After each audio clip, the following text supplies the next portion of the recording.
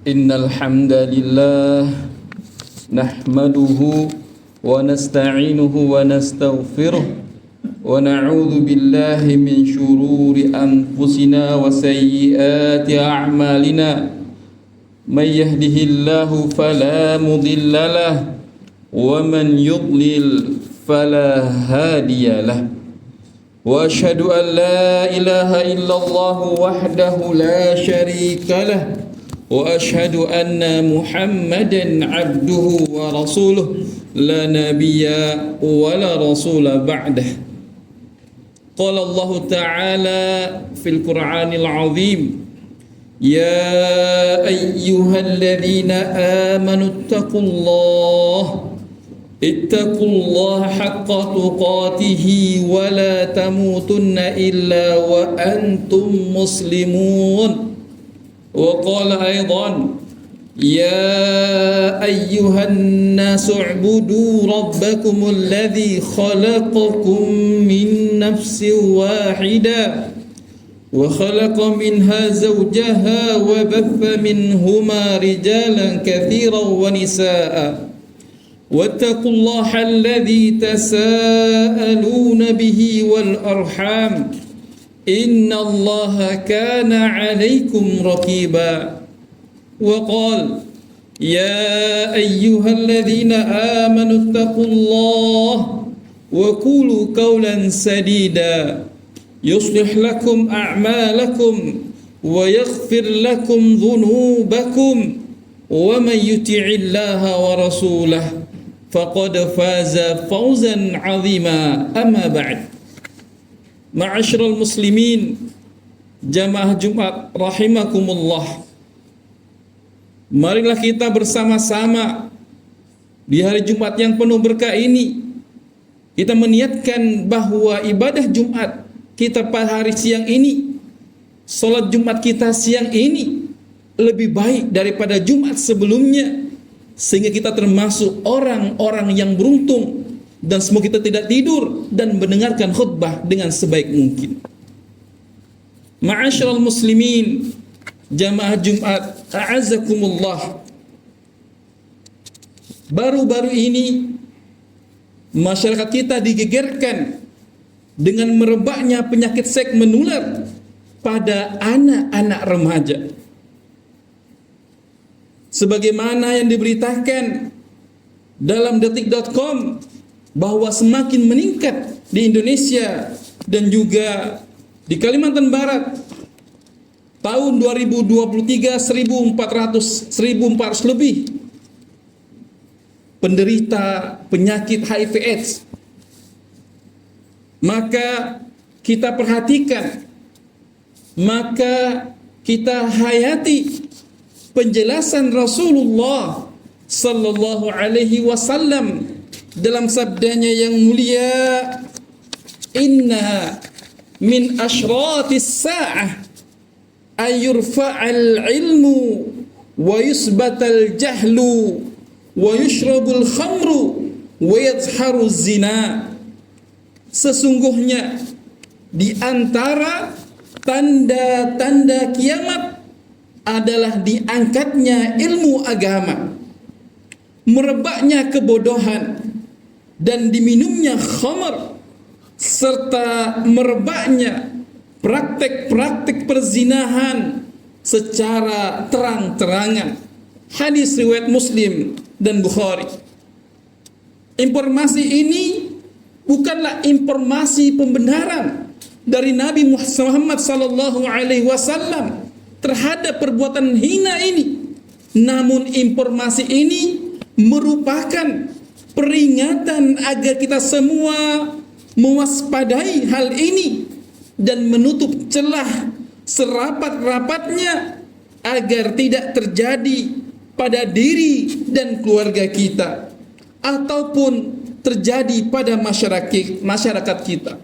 Sebab jika perbuatan zina telah tersebar, maka akan banyak terjadi kerusakan di muka bumi. Jamaah Jumat yang sama berbahagia, jika kita melihat sekitar kita dan mengamati Mengapa kasus-kasus perzinahan begitu mudah terjadi? Kita akan mendapati kenyataan bahwa hal itu terjadi karena sangat banyak orang tua yang membiarkan anak perempuannya berjalan dengan laki-laki yang bukan mahramnya. Bukan itu saja, sebagian laki-laki menganggap sendal gurau istrinya dengan laki-laki yang bukan mahramnya adalah perkara yang biasa-biasa saja. Waliyadzubillah. Saat ini pacaran antara muda-mudi menjadi hal yang biasa saja dalam masyarakat. Seolah tidak ada masalah dengan perbuatan haram ini. Tidak ada pengingkaran dari sebagian masyarakat kita dalam iklan-iklan produk di televisi ataupun film-film dan sinetron menjadi hal yang biasa dipertontonkan. Bahkan yang paling menyedihkan, sebagian orang tua di zaman ini merasa minder kalau anaknya belum berpacaran. Ia sangat senang serta bangga jika ada seorang laki-laki yang berpacaran dengan anak perempuannya. Wallahul musta'an. Padahal inilah pintu paling besar yang menyebabkan pasangan muda-mudi melakukan perzinahan. Inilah pintu utama dari perbuatan yang terbukti menjadikan banyak wanita menggugurkan kandungan. Inilah awal dari perbuatan yang membuat banyak bayi-bayi yang baru lahir dibuang di pinggir jalan. Dan inilah pintu utama merebaknya virus HIV/AIDS dan penyakit seks menular lainnya. Bagaimana tidak? Sementara sifat manusiawi seorang laki-laki, jika ia telah bersama dengan wanita yang bukan mahramnya, maka akan pasti membangkitkan syahwatnya. Apalagi jika mereka telah berdua-duaan, perasaan mereka yang telah dirasuki syaitan membuat mereka tidak takut lagi dengan semua larangan Allah hingga terjatuh dalam perbuatan zina. Oleh karena itu, kepada setiap orang tua yang menjaga kehormatan anak perempuan dan istrinya, kepada setiap orang tua dan suami-suaminya yang tidak ingin disebut sebagai laki-laki dayus, kepada semua kalangan yang ingin menghentikan menyebarnya penyakit seks menular dan virus HIV/AIDS, laranglah anak-anak kita pacaran. Jangan biarkan anak-anak perempuan kita jatuh dalam pergaulan bebas, berjalan dengan laki-laki yang bukan mahramnya tanpa ada pelarangan, sehingga sekalipun ia tetangga, teman sekolahnya dan lainnya, maka tidak dibenarkan perbuatan tersebut, karena hal tersebut merupakan perbuatan dari mendekati zina itu sendiri dan pintu masuknya zina. Allah Subhanahu wa taala berfirman, "Wala taqrabuz zina innahu kana fahisyata wa sa'a sabila." Innahu kana fahisyatan wa sa'a sabila. Dan janganlah kamu mendekati zina. Sesungguhnya zina itu adalah suatu perbuatan yang keji dan suatu jalan yang buruk. Al-Isra ayat 32. Jamaah Jumat rahimakumullah. Di antara jalan yang dapat menghindarkan seseorang dari perzinahan adalah menikah. Dengan menikah, seorang laki-laki dan wanita akan terjaga karena dapat menyalurkan kebutuhan batinnya secara halal. Dengan syariat ini, Islam sebenarnya telah memberi satu solusi dalam mencegah penularan virus HIV dan penyakit seks menular itu. Sayangnya saat ini masyarakat kita diuji dengan ujian materi dan gengsi. Sebagian orang tua tidak mau menikahkan anak perempuannya dengan seorang laki-laki jika ia tidak mampu membayar biaya pernikahan yang begitu tinggi yang mereka pinta. Rasa gengsi menghalangi mereka dari hal ini, sehingga mereka lebih rela membiarkan anaknya berjalan dengan laki-laki secara sukarela daripada menikahkan anaknya dengan biaya yang rendah. Tapi jika anak-anak mereka telah terjatuh dalam perzinahan dan hamil di luar nikah, setelah itu mereka baru mencari cara, solusi untuk menutup aib itu dengan menikahkan anaknya dalam keadaan hamil. Wallahul musta'an. Kaum muslimin, jamaah Jumat rahimakumullah, ini adalah tipu daya syaitan untuk menjatuhkan manusia dalam perbuatan zina. Setan berhasil mempermainkan perasaan sebagian masyarakat untuk mempertahankan gengsi mereka, melarang anak wanitanya menikah dengan kekasihnya jika kekasihnya itu tidak mampu membayar biaya nikah yang begitu tinggi yang mereka pinta. Tapi untuk berjalan bersama dan berpacaran, hal itu diizinkan tanpa biaya sedikit pun. Jamaah Jumat rahimakumullah, jika kita ingin menjaga anak-anak kita, jika kita ingin mencegah penularan HIV/AIDS dan penyakit seks menular itu, maka mudahkanlah anak-anak kita untuk menikah. Lihatlah Nabi Syuaib alaihissalatu wassalam, bagaimana ia menikahkan anak perempuannya dengan Nabi Musa alaihissalatu wassalam. Al-Quran mengabadikan kisahnya sebagai pelajaran untuk kita semua. Allah Jalla wa'ala berfirman, Qala inni uridu an unkihaka ihdabnatai hataini ala an ta'jurani samaniya hijaj fa in atmamta asharan fa min indik wa ma uridu an ashqa alayka satajiduni insyaallahu minas salihin.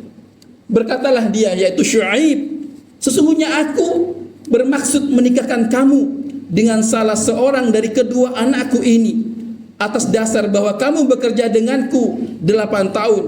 Jika kamu cukupkan 10 tahun, maka itu adalah sebuah kebaikan dari kamu. Maka aku tidak akan memberatkanmu, dan kamu insya Allah akan mendapatiku termasuk orang-orang yang baik. Surah Al-Qasas ayat 27. Kisah ini mengajarkan kepada kita beberapa perkara penting. Yang pertama, seorang ayah hendaknya memperhatikan siapa lelaki yang akan dinikahkan dengan anaknya. Seorang ayah menyeleksi kepantasan lelaki yang hendak meminang anaknya, karena hal ini merupakan bagian dari tanggung jawab besar pada dirinya. Jangan sampai ia justru mencelakakan anaknya sendiri dengan menikahkannya pada seseorang lelaki yang salah. Yang kedua, standar kepantasan yang menjadi tolak ukurnya adalah kesolehan, adalah ketakwaan, bukan kekayaan, bukan banyaknya harta, serta mampu membayar biaya nikah yang tinggi. Nabi Syuaib alaihissalam bahkan menikahkan anaknya dengan Nabi Musa dengan dasar pernikahan, yaitu bekerja bersamanya selama 8 tahun. Kemiskinan Nabi Musa tidak menghalangi Nabi Syuaib untuk menikahkannya dengan putrinya. Ma'asyiral muslimin, jamaah Jumat rahimakumullah, Rasulullah sallallahu alaihi wasallam bersabda, "Idza khataba ilaikum man tardawnahu dina wa khuluquhu fazawwijuhu illa taf'alu takun fitnatan fil ardi wa fasadun gharib." Artinya, jika seseorang melamar anak perempuan kalian, sedangkan kalian ridho agama dan akhlaknya, yaitu pelamar tersebut, maka nikahkanlah dia dengan anak perempuanmu. Jika tidak, niscaya akan terjadi fitnah di muka bumi dan kerusakan yang besar. Hadis riwayat Tirmidzi. Yang ketiga, menikahkan seorang wanita dengan lelaki soleh walaupun tidak memiliki harta yang banyak, lebih baik daripada menikahkan dengan lelaki yang kaya raya tapi gemar bermaksiat. Karena kesolehan seorang laki-laki akan menjaga